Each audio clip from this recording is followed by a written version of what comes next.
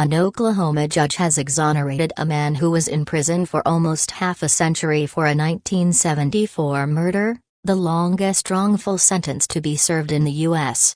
Glynn Simmons, 70, was freed in July when a judge ordered a new trial, but a county district attorney said on Monday there was not enough evidence to warrant one. In an order on Tuesday, Oklahoma County District Judge Amy Palumbo declared Mr. Simmons innocent. This court finds by clear and convincing evidence that the offense for which Mr. Simmons was convicted, sentenced and imprisoned was not committed by Mr. Simmons, she said in a ruling. It's a lesson in resilience and tenacity, Mr. Simmons told reporters after the decision, according to the Associated Press. Don't let nobody tell you that it can't happen, because it really can. Mr. Simmons had served 48 years, 1 month and 18 days in prison for the murder of Carolyn Sue Rogers during a liquor store robbery in an Oklahoma City suburb. That makes him the longest-serving inmate to be cleared, according to the National Registry of Exonerations. Mr. Simmons was 22 years old when he and a co-defendant,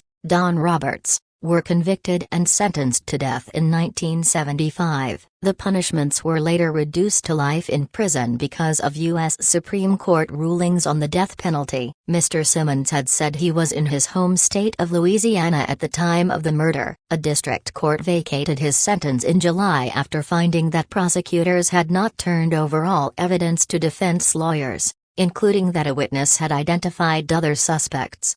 Mr. Simmons and Mr. Roberts were convicted in part because of testimony from a teenager who had been shot in the back of the head. The teenager pointed to several other men during police lineups. Mr. Roberts was released on parole in 2008. Wrongfully convicted people who serve time in Oklahoma are eligible for up to $175,000, £138,000. In compensation. Mr. Simmons is currently battling liver cancer, according to his GoFundMe, which has raised thousands of dollars to help support his living costs and chemotherapy.